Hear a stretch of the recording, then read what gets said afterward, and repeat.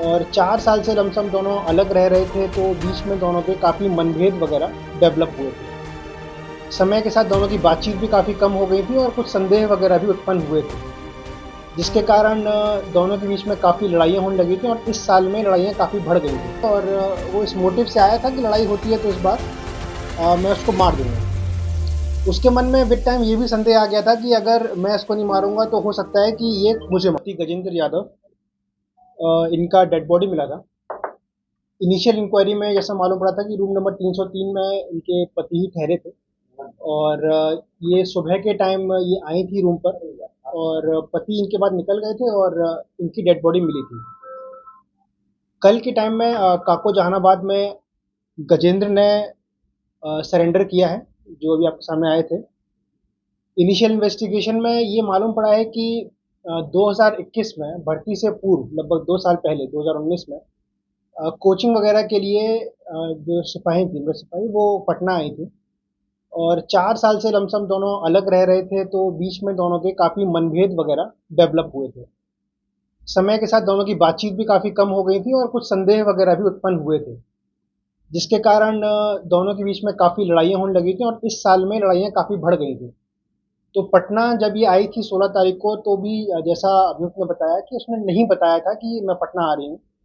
तो पटना आने के बाद उसको मालूम पड़ा कि वो पटना आई है, मिलने 17 तारीख को यहाँ आया था। उन लोगों की मुलाकात भी हुई 17 तारीख को, पर उसमें भी दोनों के बीच थोड़ी लड़ाइयाँ हुई थी। तो उसी के फॉलोअप में जो अभियुक्त था उसने 2 हथियार अपने एंड से इकट्ठे किए थे, दोनों खरीदे थे और वो इस मोटिव से आया था कि लड़ाई होती है तो इस बार मैं उसको मार दूंगा। उसके मन में विद टाइम ये भी संदेह आ गया था कि अगर मैं इसको नहीं मारूंगा तो हो सकता है कि ये मुझे मार दे। तो दोनों हथियार लेकर वो 19 तारीख को यहाँ आता है। 19 तारीख की रात में दोनों की बातचीत होती है और वो 19 तारीख को उसको बुलाता है। 20 तारीख की सुबह वो आती है, दोनों की बातचीत होती है, दोबारा लड़ाई होती है और आक्रोश में आकर वो हथियार का प्रयोग करते हुए महिला को मार देते हैं। ये पूरा बयान उसने स्वीकार किया है और अभी वो लोग अरेस्ट हो चुका है। ये है और इस पूरे पॉइंट पे जांच की जा रही है। जो भी इसमें पॉइंट्स बताए गए हैं वो सब इन्वेस्टिगेशन का पार्ट है और पूरे इन्वेस्टिगेशन में अगर ये पॉइंट सही माना जाता है तो उसकी पुष्टि की जाएगी। हथियार कहाँ से खरीदा था? हथियार कहाँ से दोनों का वो निकला है? हथियार का इंतजाम इसने जहानाबाद के पास के एक एरिया से किया है, उसे हम डिस्क्लोज अभी नहीं कर रहे हैं। इसने बताया है और हम बहुत जल्दी इसको रिमांड पे लेकर जहाँ से इसने हथियार दोनों हथियार लिए थे वहाँ रेकी करेंगे और गिरफ्तारी करेंगे। यहाँ से कहाँ भागा था सर? कहाँ रह रहा था? ये वापस अपने घर के पास ही गया था, जहानाबाद में ही रुका हुआ था और जब उसको महसूस हुआ कि पुलिस का दबाव बढ़ गया है और बाद में वारंट का कुर्की वगैरह की कार्रवाई होगी, तो इस दबाव में आकर सरेंडर किया। गोलियां कितनी चली? गोली 2 चली। सर पोस्टमार्टम रिपोर्ट में क्या जानकारी सामने आई है? क्या दोनों अच्छा, पोस्टमार्टम रिपोर्ट में ये नहीं आता है कि संबंध स्थापित हुए थे कि नहीं हुए थे। वो तो इनिशियल बॉडी की इन्वेस्टिगेशन में जो मिलता है, कॉज ऑफ इंजरी वगैरह वो आता है।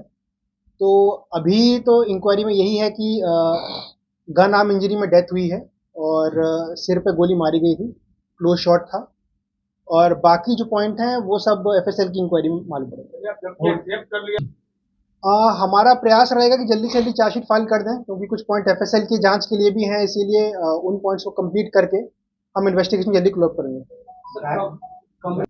दोनों पति पत्नी से सिंदूर एक बात माना जाए कि नहीं, ऐसा पॉइंट नहीं है। मेन पॉइंट वही है कि काफी टाइम से बातचीत नहीं होती थी और जब भी बातचीत होती थी दोनों में लड़ाइयाँ काफी होने लगी थी।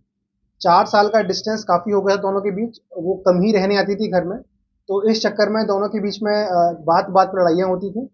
तो यही कारण था कि दोनों के बीच में जो डिफरेंसेस बने और आक्रोश का कारण बना। अफेयर का मामला इसी कारण से किया ये संदेह का पॉइंट आया है।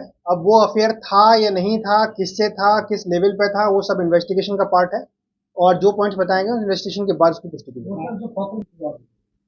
इसने तो अपने बयान में यही बोला है कि ये लिखा है, पर इसमें कितनी सच्चाई है वो एफएसएल की जांच कर मालूम पड़ेगी। अफेयर संदेह था। हाँ, महिला पुलिसकर्मी ने गजेंद्र को मारने की धमकी आए दिन नहीं ऐसा कोई पॉइंट नहीं है कि आए दिन देती थी। हाँ, उसको ऐसा भय था कि अगर वो नहीं मारेगा तो हो सकता है कि उसे मार दे। होटल वाला बताया था? नहीं, हमने यही बताया कि 19 तारीख को गजेंद्र ने ही रात में आकर होटल बुक किया 303 और अगले दिन महिला वहां पे आई थी। 17 तारीख को कहाँ? ये पॉइंट इन्वेस्टिगेशन का। सर एक चीज और है, बातचीत कम थी, लड़ाइयाँ थी, पर ऐसा नहीं था कि बातचीत खत्म थी। ठीक है, उसने मिलने के लिए बुलाया था और शोभा तैयार थी कि ठीक है वहाँ पे मिलते हैं।